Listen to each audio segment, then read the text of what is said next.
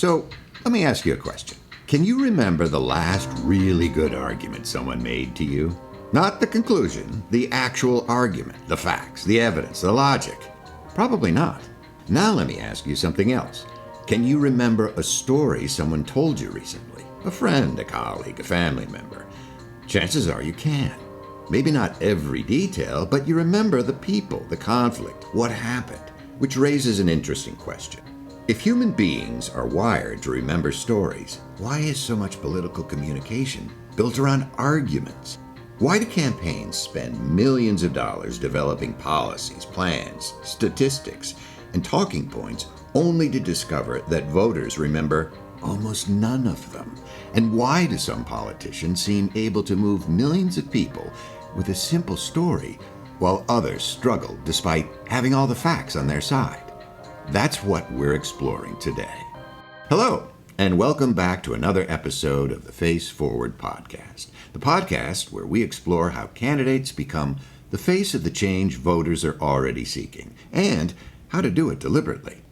I'm David O'Brien, and joining me as always is Face Forward co-founder Vaughan Emsley. Hey, Vaughan. Hello, David. So, Vaughan, are stories really more powerful than arguments? And I'm going to argue this one with you. Okay, so I'm going to tell you a story.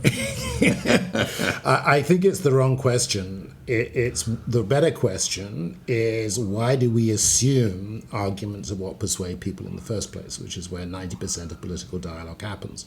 So think about your own life. Who tells stories? Parents, teachers, friends, religious leaders, novelists, filmmakers, comedians. Stand-up is totally about stories. Right. Those are people you want to spend time with and listen to, right?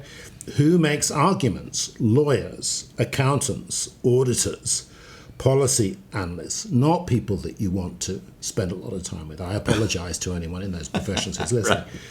Right. But what the difference is, one group is trying to establish meaning and the other is trying to establish proof. Right. Both matter, but they perform very different jobs. Mm-hmm. So stories answer what is happening, but arguments answer, is it true? The mistake many campaigns make is they try to establish proof before they have established meaning. And meaning comes from story. Almost always. Mm-hmm. People don't, especially not with politics, collect facts. We organize facts into narratives. That's how we make sense of the world. What do you mean by that? Well, let's take a simple example. Imagine two people are looking at exactly the same economy. Okay. When one sees a story of decline, another sees a story of opportunity, and another sees a story of corruption. The facts can be identical, but the interpretation is different. Stories don't simply communicate reality, stories interpret it for you. They tell us what matters, who matters, what's changing, and where we might be heading. So that's why storytelling is powerful. It's not entertainment. Some people think it's entertainment. It's meaning making. So stories are doing something much deeper than simply holding attention. Yeah, they help us understand where we fit in the world, and politics is ultimately about competing explanations of reality. It's not about the battle about facts. Well, if that's true, why do campaigns spend so much time building arguments? Well, arguments are useful, and political professionals live in a world that rewards them. So if you think about who campaigns talk to all day, it's journalists, donors, right, party official, activists, interest groups, consultants. These are people who all ask argument positions. Sort of, what's your position? What's your evidence? What's your plan? What's your policy? Campaigns become very good at answering these questions. The problem is the voter isn't interested in these questions. Like, tell me a story. They're not political professionals.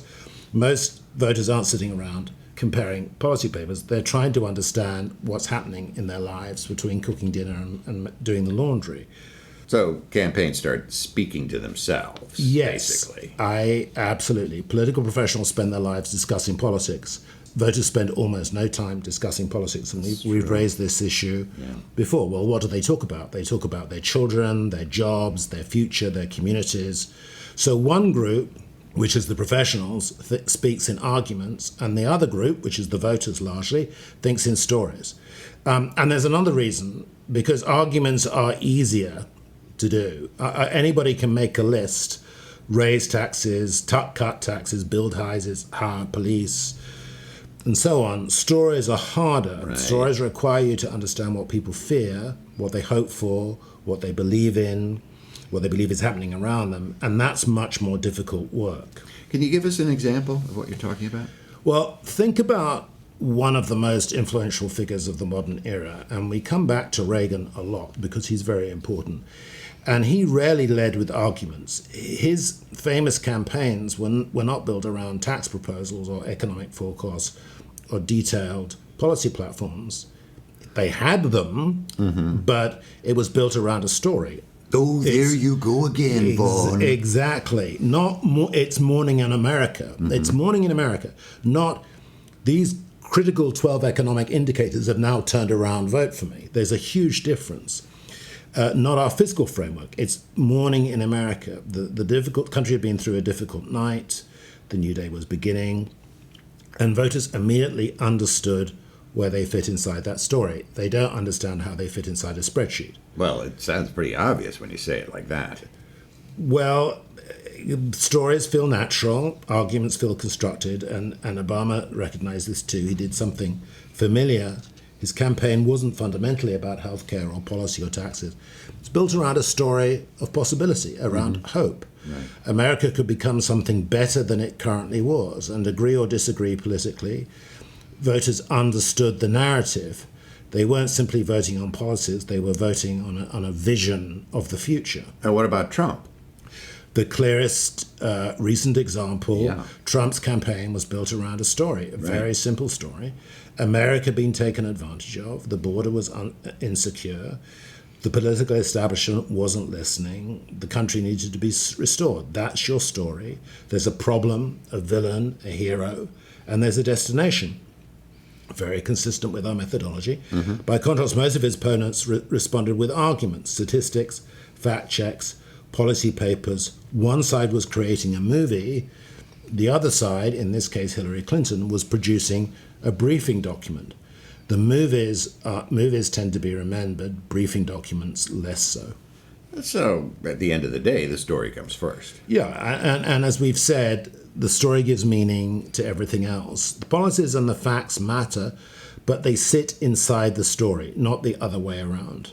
This feels very different from how most campaigns think about communication. It is. Most campaigns ask, what should we tell voters? What argument should we launch at them? The better question is, what story do voters already believe they are living in? What movie are they in right now? Because voters don't wake up waiting for a campaign message. They're experiencing reality every day, and they're trying to make sense of what they see around them. Think about how often people say, this doesn't feel right, or this isn't the country I grew up in, or something has changed. Those aren't arguments, those are stories of dislocation, and they're attempts to explain reality, and they're often the moral material from which political movements can be built. Maybe people feel they're living through decline, renewal, betrayal, opportunity, recovery, and so on. But all these things are stories and experiences, and voters are already living inside one. So a good candidate should tell the story right before bedtime. There's a winner. I think so.